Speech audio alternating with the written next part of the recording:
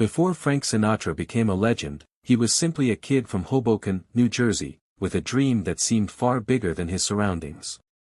He wasn't born into Hollywood. He didn't grow up surrounded by famous musicians. And nobody could have predicted that his voice would eventually become one of the most recognizable in American music. Frank Sinatra was born in 1915, to Italian immigrants Martin and Natalina Sinatra. His family lived in Hoboken, where his father worked various jobs and his mother was a strong presence in the local community. Life wasn't glamorous. But young Frank was fascinated by music. He listened to popular singers and dreamed of performing himself. He didn't have formal musical training that would make him look like an obvious future superstar. What he had was something different. A natural ear for music, and an enormous desire to be heard. As a teenager, Sinatra began singing wherever he could. He performed at local events and small venues, hoping that someone would notice him. But he wasn't an overnight success. He had to keep showing up. Keep performing. Keep trying. And eventually, an opportunity arrived that would change his life. In the late 1930s, Sinatra began performing with established bandleaders, including Harry James. Then came the breakthrough he had been waiting for. He joined the orchestra of Tommy Dorsey, one of the biggest bandleaders of the era. This was a turning point. Sinatra wasn't simply getting a job. He was learning how to become a professional singer. Working with Dorsey's orchestra taught him something incredibly important. How to control a song. Instead of overpowering the music, Sinatra learned to work with it.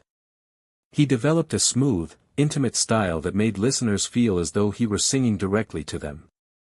And audiences responded. Young women began becoming devoted fans. They were eventually nicknamed Bobby Soxers. Sinatra's popularity began growing at a remarkable speed. But the biggest transformation was still ahead. In the early 1940s, Sinatra left Dorsey's orchestra to pursue a solo career. It was a risky decision. He was giving up the security of a successful band to bet everything on himself. And for a while, it worked. His solo career exploded. He became one of America's biggest young stars. But fame brought something else. Expectations. Every performance mattered. Every record mattered. And Sinatra was determined to become more than a popular singer. He wanted to become an artist. His style was different from many singers of the era. He didn't simply perform songs. He interpreted them. He understood the emotion inside the words. A song could sound like a conversation. A whisper. A confession. And that became one of Sinatra's greatest strengths. But just as his career was reaching extraordinary heights, his life was about to enter a period of uncertainty. The music industry was changing. New forms of entertainment were emerging. And Sinatra's popularity would eventually face a dramatic decline.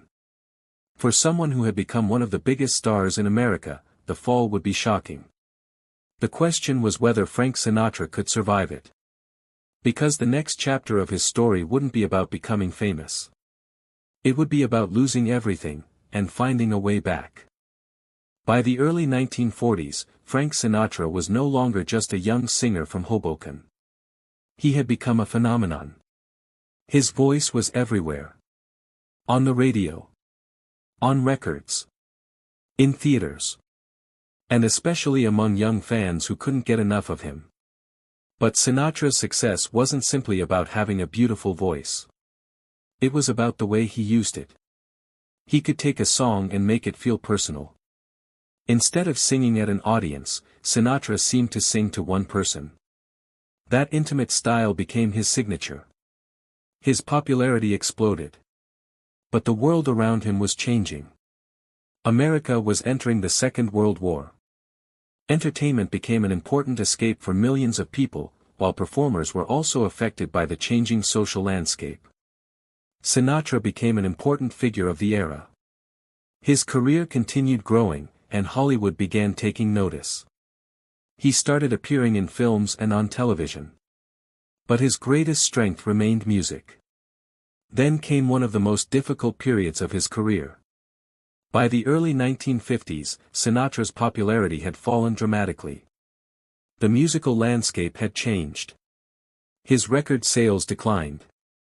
His film career wasn't developing as he had hoped. And the man who had once been one of America's biggest stars suddenly found himself struggling to find his place. For Sinatra, this wasn't simply a professional setback. It was a personal crisis. He had spent years building his reputation. Now he had to prove that he still belonged at the top. And then came an opportunity that changed everything. Sinatra auditioned for a major role in From Here to Eternity. He wanted the part badly. The role was very different from the image audiences had of him. Instead of playing a charming singer, he would play Angelo Maggio, a troubled soldier. The performance surprised Hollywood. Sinatra wasn't just good. He was powerful. He brought vulnerability and intensity to the character. And suddenly, people began looking at him differently. The comeback had begun. His performance earned him the Academy Award for Best Supporting Actor in 1954. The same man whose career had seemed finished was suddenly back in the spotlight. But Sinatra didn't simply return to where he had been. He reinvented himself. His singing became more mature. His performances became more sophisticated. And his film career expanded.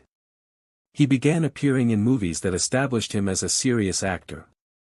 At the same time, he was creating some of the music that would eventually define his legacy. His voice had changed with age. But instead of becoming a weakness, that maturity gave his performances greater emotional depth. He could sing about love differently now. He could sing about regret, loneliness, ambition, time, and life itself. Sinatra understood something important. A great singer doesn't simply sing a song.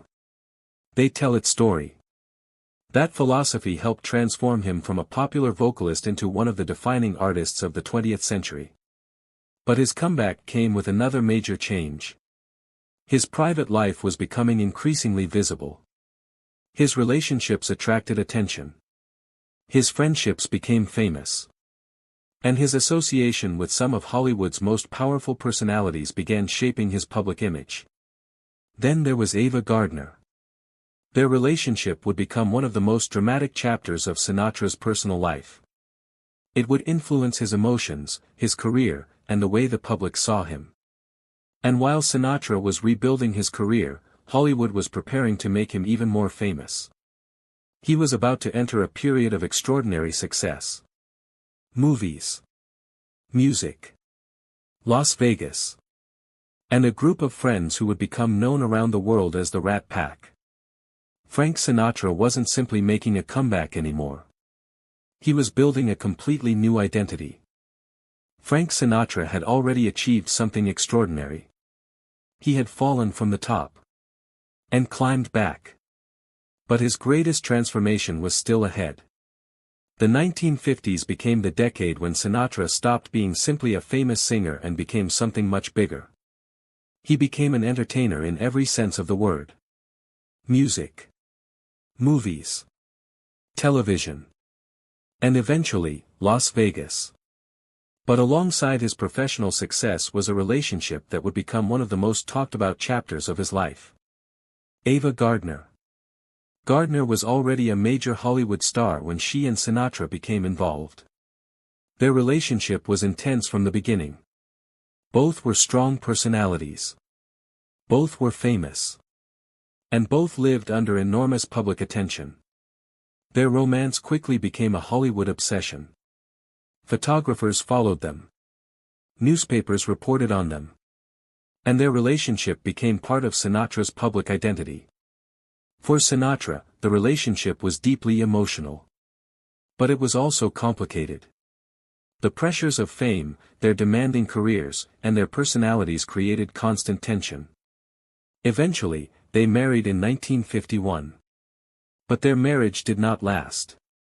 They separated and later divorced. Even after the relationship ended, Gardner remained an important figure in Sinatra's life. Their story showed another side of him, the emotional man behind the confident performer. At the same time, Sinatra's career was reaching new heights. His performance in From Here to Eternity had completely changed how Hollywood viewed him. He was now a respected actor. And he began appearing in major films such as Guys and Dolls, The Man with the Golden Arm, and Some Came Running. His acting wasn't simply a side project. He took it seriously. He wanted to prove that he could carry dramatic roles as well as musical ones. Meanwhile, his music was entering another golden period. Sinatra began working with some of the greatest arrangers and musicians of the era. His recordings became more sophisticated. The songs often explored themes of love, heartbreak, loneliness, ambition, and regret. And his voice had matured.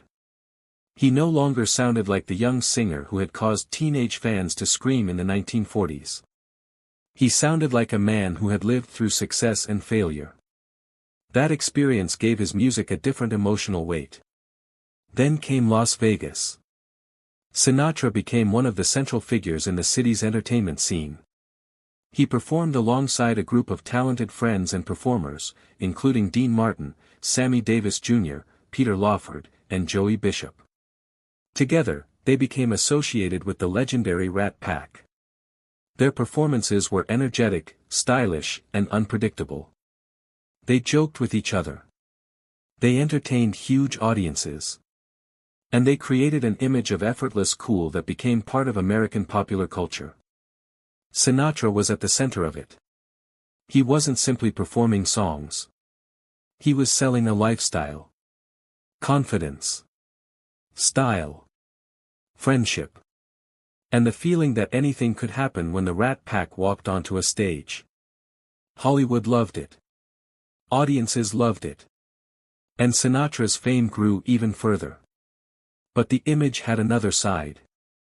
The bigger Sinatra became, the more powerful his public persona became. He had enormous influence in entertainment. His friendships included some of the most famous people in America. And his name increasingly carried weight far beyond music and movies. This was the period when Sinatra became more than a star. He became an institution. Yet behind the confident image was a man who had already experienced career failure, emotional heartbreak, and the pressure of being constantly watched. Perhaps that was part of why his performances felt so convincing. He knew what it meant to lose. He knew what it meant to start again. And he knew how quickly fame could disappear. But now, Sinatra was at the height of his power. He had the music. He had Hollywood. He had Las Vegas. He had the Rat Pack. And he had an image that millions recognized.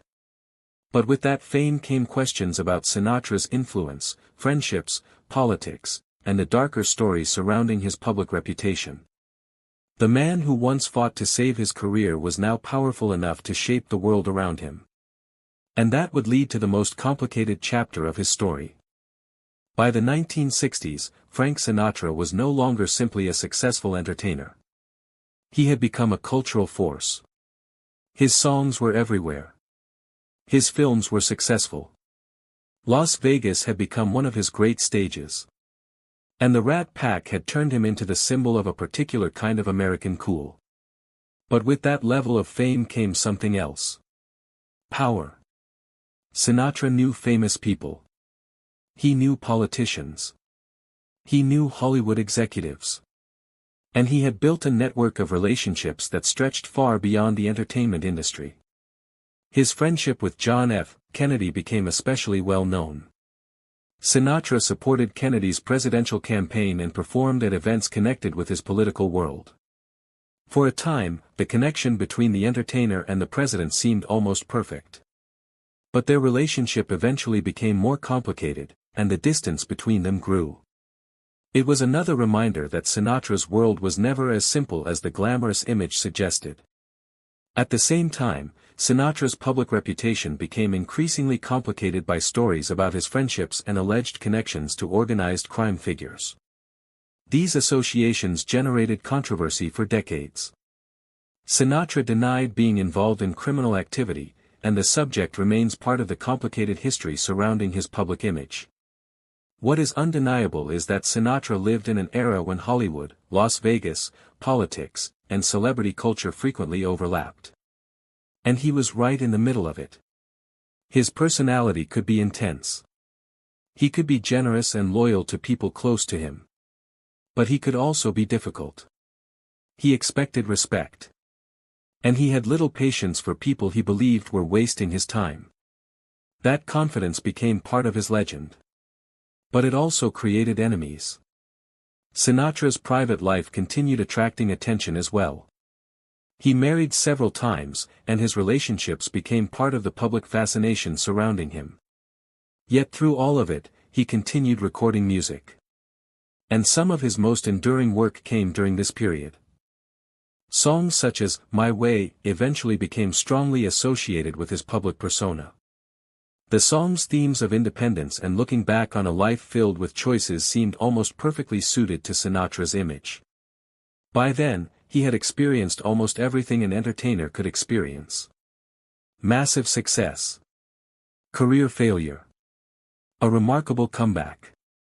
Hollywood fame. Romantic relationships. Political connections. And enormous public attention.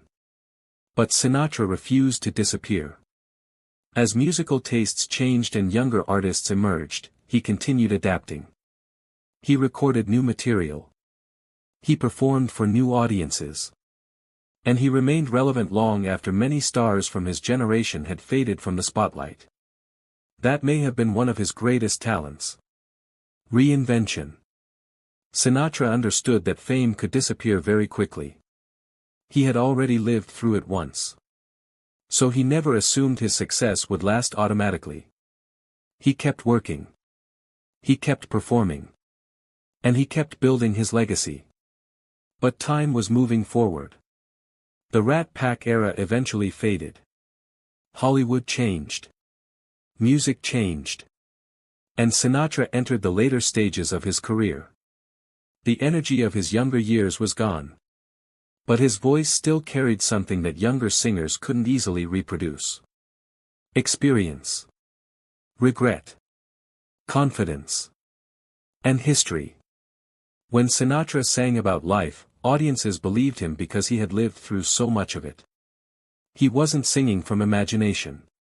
He was singing from experience. And that is why, even as the world around him changed, Frank Sinatra remained relevant. But eventually, even the greatest entertainers have to face time. The voice becomes quieter. The performances become less frequent. And the spotlight begins to move elsewhere. For Sinatra, the final chapter would be about looking back at a career that had already changed American entertainment forever. By the final decades of his life, Frank Sinatra had already become something larger than a singer. He was a symbol. A voice. A style. And an entire era of American entertainment. But Sinatra never seemed completely comfortable with the idea of slowing down. Even as he grew older, he continued recording and performing. His voice had changed with age, but that wasn't necessarily a weakness. There was something deeper in it now. Experience. Regret. Confidence. And the feeling of a man who had seen both extraordinary success and painful failure. His career had already survived one of the biggest comebacks in entertainment history. And that story became an important part of his identity. He had fallen. He had rebuilt himself.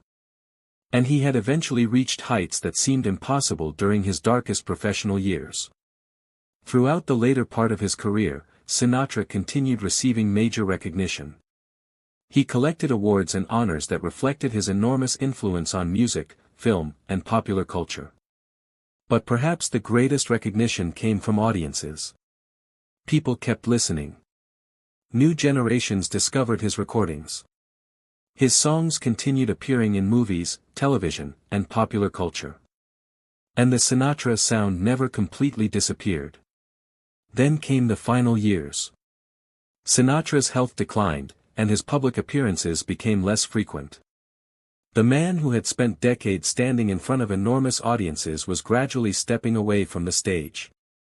In 1998, Frank Sinatra died in Los Angeles at the age of 82. His death marked the end of an extraordinary life. But it did not end his influence. Because Sinatra had left behind something far more valuable than fame. He had changed the way popular singers approached a song. He helped establish the idea that a singer could interpret lyrics like an actor interprets a character. He showed that subtlety could be just as powerful as volume. And he turned his voice into something instantly recognizable. His influence reached far beyond music. He became an actor respected by Hollywood. He became a major Las Vegas performer. He helped define the Rat Pack era. And he created a public image that remains instantly recognizable decades later. But perhaps the most fascinating part of Sinatra's story is how many times he reinvented himself. The young singer from Hoboken became a teenage idol. Then a Hollywood actor. Then a star who seemed to have lost everything. Then came the comeback. And finally, the transformation into one of the most influential entertainers of the 20th century. His life was not perfect. He made mistakes. He experienced difficult relationships. He faced controversy. And his personality could be complicated. But perhaps perfection was never the point. Frank Sinatra's story was about survival and reinvention. When his career was falling apart, he didn't disappear. He changed. When Hollywood stopped seeing him as a leading man, he proved himself again. When music changed, he adapted. And when younger generations arrived, he remained relevant. That is why his name still matters. Today, someone can hear a Sinatra recording for the first time and immediately recognize something different. The phrasing. The timing. The confidence. The emotion. It doesn't sound like an ordinary singer. It sounds like Frank Sinatra. And that may be the greatest legacy of all. He didn't simply sing songs. He made them feel like personal stories. A boy from Hoboken became one of the defining voices of the 20th century. He walked through Hollywood. He conquered Las Vegas. He experienced enormous love and heartbreaking disappointment. He lost his career and rebuilt it. And eventually, he left behind a body of work that outlived him. Frank Sinatra once had to fight to prove that his voice mattered. By the end of his life, there was no longer anything to prove. The world had already answered. His voice mattered. His music mattered. And his legacy remains. Because some artists become famous for a moment. Others become part of history. Frank Sinatra became both.